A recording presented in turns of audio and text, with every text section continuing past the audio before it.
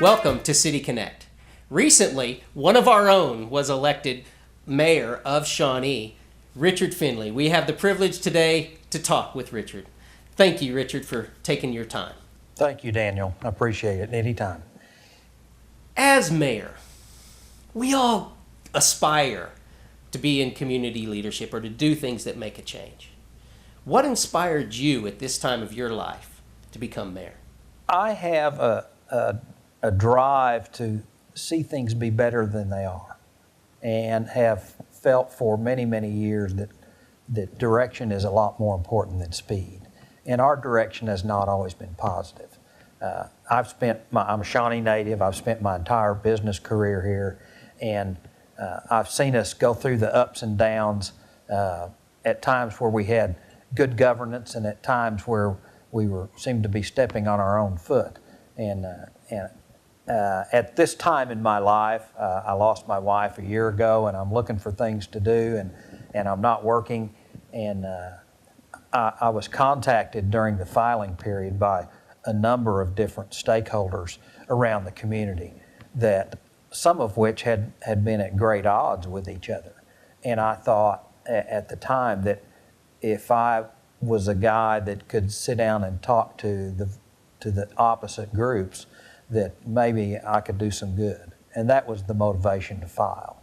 Well, when you mention stakeholders, of course, residents are a main stakeholders within the city government, but I have a feeling you're talking about some others. I am. We have a tremendous job base from an industrial standpoint for a community our size.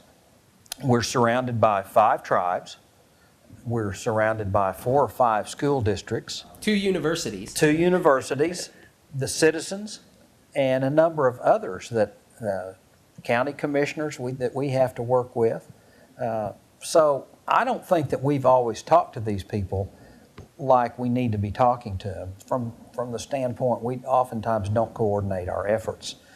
Sure. We know if the school system is planning a bond issue, but we don't always take that to heart in terms of what that means to something that we might have on our plan.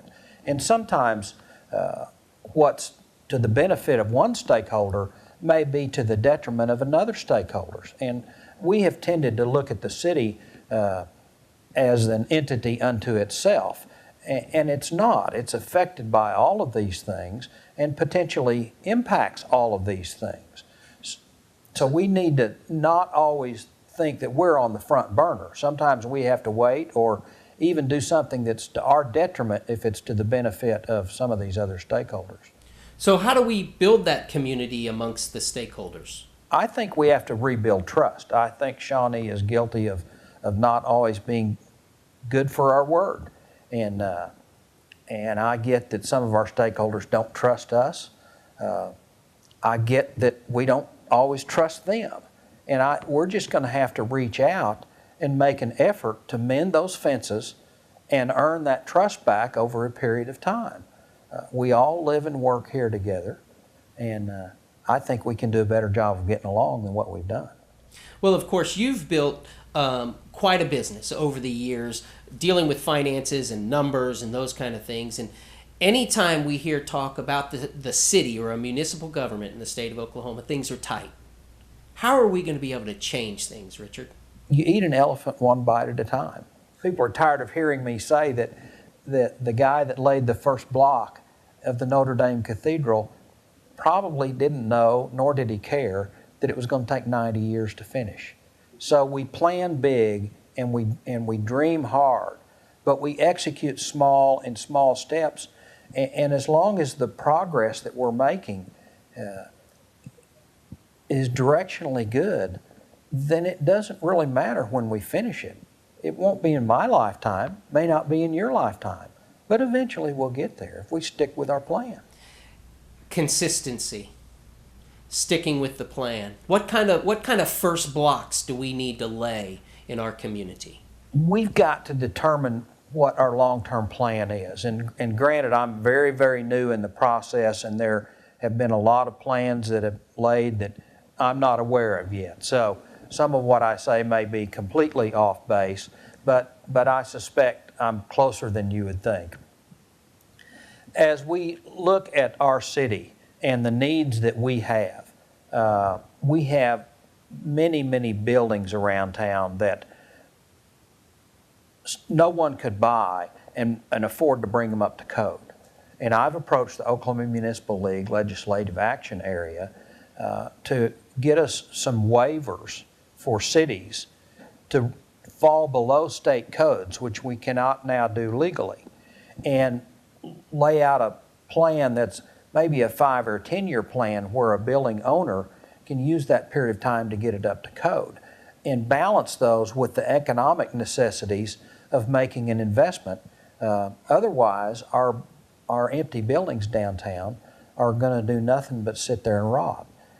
As I talk to other mayors around the state, particularly from the smaller communities like Muskogee and McAllister and Guyman, they all have this problem of decaying buildings, and they all have this problem of not being able to really work with a potential owner to make substantial concessions because the state law doesn't allow us to do that. So that's something that I'm going to work hard on repealing, and maybe one of these days we won't have to worry about that, and we'll be an Edmond or a Norman. With a lot of cash flow going. Hopefully. Well, that brings us in the downtown area. A lot of those buildings are downtown. I heard you talk about a green space downtown as well. The project that I've been involved in as a lifelong resident that's had the greatest impact is the swimming pool. We run 1,000 kids a day through that swimming pool. And it occurs to me that if recreation is the thing that will bring people out, then let's upgrade our recreation footprint. Now, Avitas has already taken great steps to do this around the community with their paths that they're walking and trail paths that they're investing in. But I think we can increase the green space between Woodland Park and the Santa Fe Depot, and eventually I'd like to see that be our own version of Central Park, with lots of activity and things for all stakeholders to do, the kids and the teenagers and whatnot. And that, I think, will be the linchpin of the revitalization of downtown. That makes sense. What about, we talked earlier before going on camera about the regional sports park, which was 6 or 7 years ago. Recreation again within our community. That's an example, I think, of not having a good long-term plan or not following it, as the case may be. We had a huge controversy over the way that was to be funded with a bond issue, and I felt like at the time, as one of the main opponents, that it was going to mortgage our future to the extent that we then couldn't afford for really anything to go wrong without derailing the entire train. I never felt like the sports park was a bad idea, and I don't know anybody that did. But in the 5 or 6 years that's transpired between then and now, the land has sat there idle. Had we hired one man with one bulldozer and put him out there 5 years ago, we'd be playing baseball and we'd be playing soccer out there now. We might not have lighted parks, and we might be parking on gravel. But I've done that before, and I don't think I'm any of the worse wear for it. Is that something on the plan then? Maybe to begin some movement out there? I'm going to try to push for that. I'm one vote on a 7-member commission, and I really have no authority, particularly other than a little bit of a power to appoint to some of the boards and commissions that are around town. So I have to be persuasive and be able to sell my ideas. A lot different than the entrepreneurial environment from which I came, that we can turn on a dime. The city government is slow, sometimes intentionally so, and that doesn't always please me, but I understand the ups and the downs of why it is that way. Sure, and the Expo Center. There are things happening out there as well. We're in the process of doing some improvements to the Expo Center. Avitas, again, a tremendous asset to the community, has agreed to help us make some capital improvements out there that we've needed to. One of the things that we've not done through the years is made a good attempt to measure the success of the Expo. We now know how many attendees we have at various functions that they have. We don't yet know what sales tax those attendees generate. And the expo is one of those entities who doesn't enjoy the benefit of most of its revenue. Most of its revenue is generated out in the community in the way of sales tax. It's difficult to measure. We've contacted Oklahoma State University to update some economic impact studies that they did a number of years ago to give us an idea of what that direct impact is. Being an accountant by trade, I'm one of those guys that believes what gets measured gets improved. And we're going to do a better job of measuring things, and that's one of the things that we're going to measure is that indirect impact that comes to the Expo Center. Talking about sales tax, many people don't understand the sales tax that they pay at the cash register within city limits. A portion of that goes to help fund city government, correct? That's the bulk of our revenue. The water and sewer operates much like any commercial business. It enjoys its own revenues and incurs its own costs. The general fund, the street improvement fund, the sewer and water pipe replacement issues that we've had ongoing for many, many years are all funded through a sales tax, and that's virtually 100% of our revenues. We have some fees from citations and those kinds of things, but certainly it's not the bulk of our revenue. Well, and things that make us comfortable, like the swimming pool and like the expo center and mowing of the grass, everything that the city does, the bulk of that gets paid for by the sales tax, correct? Absolutely. If we're going to improve our city, we've got to take pride in our city, and we've got to have the grass mowed, and we've got to have the clippings not blown in the street. And these are little things, but if we begin to think about these little things, then lots of times the big things will take care of themselves. One of my favorite things of talking to you, Richard, is the little gleam in your eye. And what that says to me is that you have hope for the future. You're optimistic. What are you most optimistic about as you begin your tenure as mayor? I sense a very positive momentum in Shawnee.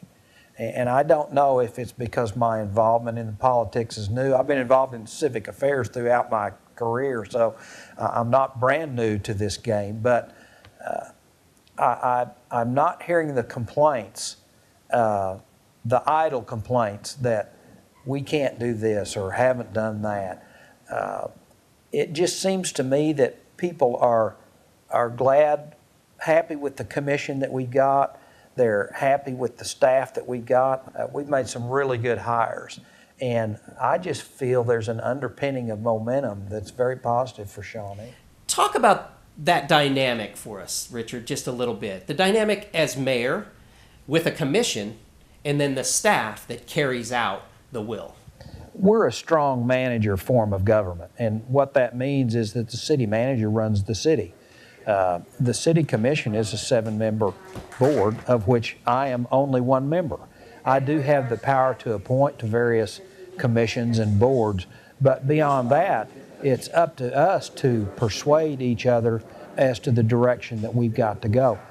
I think we've got a good commission at this point, and that's not to say that we won't be adversaries from time to time. That's part of the debate that you have.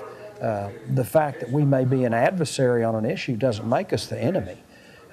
It only makes us an adversary for that particular issue. And sometimes we tend to carry those things over a little bit more than what we seem to need to.